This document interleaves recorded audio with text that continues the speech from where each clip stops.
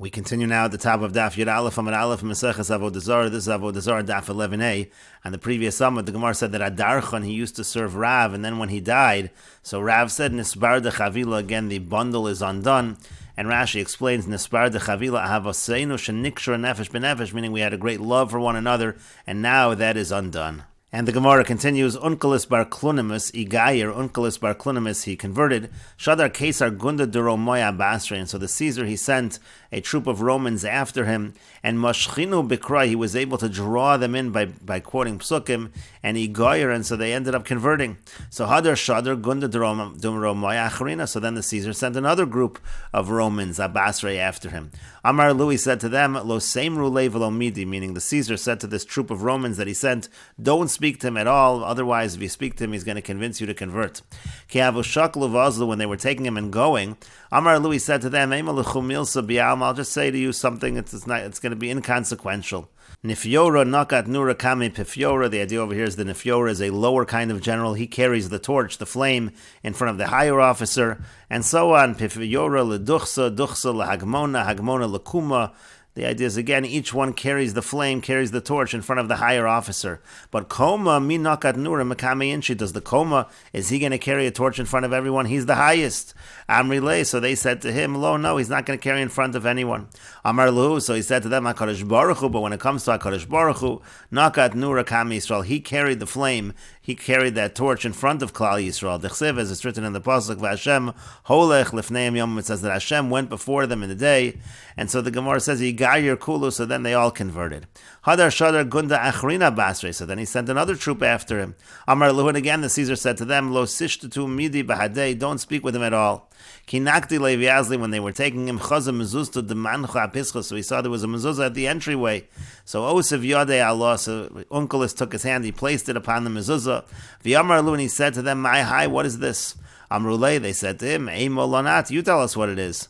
Amar Lui said to them, in Hago Shalolam, the way of the world is, Melech Basar V'dam, by a king of flesh and blood, Yoshev mi bifnim, he sits inside, Ve'avoda Meshamar Mosomin b'chutz, and his servants, they guard him from the outside. V'ilo HaKadosh Baruch Hu, whereas HaKadosh Baruch Hu, Avodav mi bifnim, his servants are on the inside, V'hu Meshamar mi b'chutz, and he watches them, he guards them from the outside. That's the idea of the mezuzah. Shenemar, as it says in the Pasuk, Hashem Yishmor Tzeischo V'echa Me'atav Yad Olam, that Hashem protects you going out, you're coming and you're going. And the Gemara says again, Igayer, so the Gemara says that group of troops, they also converted. So Sulo Shadar Basra, after that he didn't send any more people after him. And the Gemara continues in Darshans the following pasuk. The pasuk says, Vayomer Hashem lo, Hashem said to her, he said to Rivka, Shnei goyim bevidnech, you have two nations in your womb, referring to Yaakov and Esav. And the Gemara says, Amar Rav Yehuda Marav, Rav Yehuda says that Rav says, Al Tikri Goyim, don't read it as nations, Elagayim, read it as the proud ones.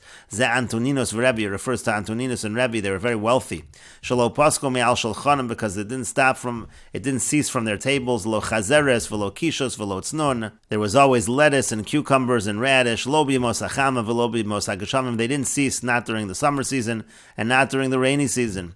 And the Gemara continues, the Yavar Mar, because the master said, it's Sanun Mechate Chochel, that the radish cuts the food, and Chazeres, the lettuce, Mahape Chochel, it turns over the food, and Kishos, the cucumbers, Marchiv Meyayim, they widen, they enlarge the intestines. The Gemara says, V'atana Devei Rabbi Shmuel, but it wasn't taught in the yeshiva of Rabbi Shmuel, Lama Nikra Shimon Kishuin. Why are they called Kishuin? Mimnei Shekoshin, Legufo Shaladam, because they're actually bad for the body of a person, Kacharevos, like swords. So are they bad or are they good? And the Gemara says, Lokash, it's not difficult. Habaravrave, if they're big cucumbers, they can be harmful. Habazutre, but if they're smaller ones, then they can be beneficial. And the Gemara continues at the two dots. The Mishnah said, Yom HaLeida v'Yom HaMis. It's the birthday of the king and the anniversary of the death of the king. Those were also holidays, again, in which you're not supposed to do business with the idol worshippers because they would celebrate by worshiping their idols. And there was a machlokes tanoim in the Mishnah between Rabbi Meir and the Chachamim when we talk about the anniversary of the death of the king. Is it talking about specifically the death of a king where we would burn his possessions? That would be considered a more chashuv, a more important king. Or is it referring to the death of, in any situation of a king, even if they wouldn't burn his possessions? And so the Gemara says, Mechlal, from the machlokes tanoim in the Mishnah implies applies to Rabbi Meir Savar Loshna Misa Sheyesh Bas Reifa. Rabbi Meir holds it doesn't matter if it's a death where they are burning his possessions. Veloshna Misa She'ein Bas Reifa. It doesn't matter if it's a death where they're not burning his possessions. Palchi Ba Lavodas Kochavim. They're going to worship in that situation. They're going to worship their Avoda Zara. And Almos Reifa Lav Chuki. And so you see also from that the actual act of burning is not a Chok Avoda Zara. That's not part of the worship of the Avoda Zara. That essentially is incidental. Mechlal the Rabbanan Zavrin also implies that the Rabbanan hold that Sreifa Chuki, that Sreifa actually is a fundamental part of the worshipping of the idol. But the Gemara says, Vatanya, but didn't we learn in a Brisa, Sorfin al HaMalachim v'lo midarchei ha'amori? It says you are allowed to burn, meaning Jewish people are allowed to burn the possessions of kings, and it's not considered darchei ha'amori. And so apparently it's not considered a chok of the Avodah Zara. V'i chukahi, now if we're saying that it is a chok of the Avodah Zara, which is what the implication of our Mishnah is according to the Rabbanan. According to the Rabbanan, it sounds like it is part of the chok of the Avodah Zara. Anon hechi sarfinan, so how do we burn when it comes to our kings? V'aksib, but isn't it written in the pasuk of v'chukoseyim lo selecha? You can't follow in their ways. And so the Gemara instead says the proper understanding of the Mishnah is as follows. Ella rather, the kulial masreifa lav chukahi. Everybody holds that the actual burning, that's not part of the worship of the Avodah Zara. It's not part of the chok of the Avodah Zara. Ella chashivusi, it's just like a sign of importance. V'hacha b'haka miflagin. Here the machlokas is just as follows. Rabbi Meir savar loshna misa sheyesh basreifa. Rabbi Meir says it doesn't matter if it's a death in which is involved the burning of these possessions. V'loshna misa she'ein basreifa. It doesn't matter if burning is not involved. Palchi bala avodas kochavim. They're still going to be worshiping idols, and therefore it's problematic. It's still considered to be a holiday that we have to stay away from them in terms of business. For Rabbanan Savri, and the Rabbanan hold misa sheyesh basreifa chashiva hu palchi ba. If it's a death in which they're burning possessions, that shows a level of importance in their worshiping. V'she'ein basreifa, but if it doesn't involve burning of the possessions, lo chashiva, it's not so important. V'lo palchi ba, and then they are not worshiping. And the Gemara continues, Gufa, returning to what we just said above, Sorfan ala malachim ve'in bo mishum darchei hamori. Again, we burn when it comes to the kings dying. We can burn when the kings die, we can burn their possessions. That's not considered darchei hamori. Shenemar, and the Gemara says, we even see that in a pasuk. It says, B'shalom tamus, you'll die in peace, of misrafos avosecha amlachim. And it talks about burning over there in the pasuk. It's talking about a Jewish king. U'chashem shesorfan ala malachim, and just like we burn the possessions of kings, kach sorfan ala nesim, the same is true by the nesim, the presidents, the leaders. Umahim sarfan ala malachim, and what in particular would they burn? Mitasan uklei tashmishan. They would burn their beds, and they would burn the kalim that they used. Umaisa shemeis Rebbe Gamliel Hazakin. There was an incident where Rebbe Gamliel Hazakin died. V'saraf olav Unkelis Hager, and Unkelis Hager he burned shivim monetzuri. He burned 70 monetzuri. Now the Gemara here seems to understand that he actually burned coins. He burned currency. The Gemara says, 1 second, but didn't you just say mahin sarfan alayim? What do they burn? Mitasan uklei tashmishan. They burn the bed. They burn their vessels.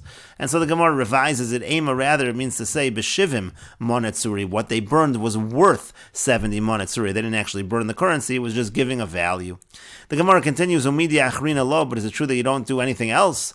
Vatanya, but we learned in a brayso, okrin al hamalachim, ve'ein bo mishum darchei ho'amori. We can detach the hooves of the livestock of the king, and that's not considered darachei ha'amori. So you see, you do other kinds of destruction of the property. Amar Rapapa, and Rapapa says that's sus sharochav alav. That just refers to the horse which he rides upon. That they're allowed to take off the hooves of that horse. That much they would do. The Gemara continues and asks, "Uvehema tahoralo," but not by a kosher animal. They're not going to do anything to the kosher animals. Vatanya, but we learned in a brayso, ikar sheyesh ba treifa aser. If it's an ikar which will cause the animal to be a treifa, it's going to be forbidden. And v'she'ein ba treifa mutter. But if it's not going to cause the animal to be a treifa, then it's going to be mutter. Ve'ezo ikar she'ein ba treifa. What's considered an ikar which does not make the animal a treifa? And Rashi explains first, b'sus sharochav alav. The Gemara answered that by the horse that he rides upon, that horse, they're allowed to take off the hooves. The hu klei tashmish, that's included as klei tashmish. And then the Gemara said, ikar sheyesh bo treifa, when it comes to ikar, where it makes the animal into a treifa, some kind of a damage to the animal that makes him a treifa. Shabahema nitrefes bo, if the behema is going to become a treifa by what you're doing it, asr laso. So that's already forbidden to do if that belonged to the king. And again, you're trying to destroy his possessions, but you can't do that kind of injury to a kosher animal. V'yava bishein sofo lehanos mimen. Now, even though you're not going to derive any benefit from this animal, you're not planning on eating this kosher animal, but asr ligrom lebehema treifas biyadayim. But it's asr to cause an animal to be a treifa, and the implication over here is that we are dealing with a kosher animal. If you're talking talking about making the animal a treifa, that it makes a difference if you're making it a treifa or not. And we will continue with this discussion in the next video on Daf Yud Aleph Amud Beis.